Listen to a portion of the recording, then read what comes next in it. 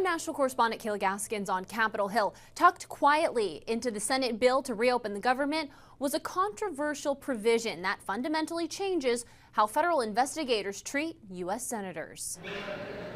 U.S. senators now have a new legal power. They can sue the federal government for substantial damages if investigators seek their phone records without notifying them first. I think this law is a really bad idea because it's given senators some sort of favoritism that the average person doesn't have. The provision was quietly added to the Senate's compromise bill to reopen the government, inspired by a disclosure that Special Counsel Jack Smith subpoenaed the phone records of 10 Republican senators without their knowledge, opening up the door for lawsuits seeking up to $500,000 each. The records were taken as part of Smith's Arctic frost investigation into efforts to overturn the 2020 election. House Republicans say they were blindsided by the Senate slipping in this legislation. I do not think that this provision should have been inserted. It certainly shouldn't have been inserted at the 11th hour. But with pressure to end the shutdown, they passed the bill and promised to strip that language out later. I was very angry about it. I was. We had no idea. That was dropped in at the last minute. Senator Lindsey Graham is pushing a different path forward, saying he'll introduce legislation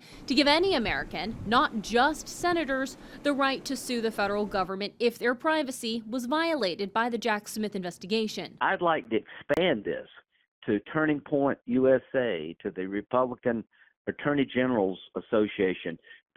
Now we know there's a staff member in the Senate. Senator Lindsey Graham is among those whose records were obtained. The day you can't sue the government who's wronged you, then you've lost your freedom. I think big picture, we need to keep in mind that law enforcement, for good reason, often wants to keep everything confidential in an investigation. So I think we need to be careful when we're tinkering with the criminal justice system.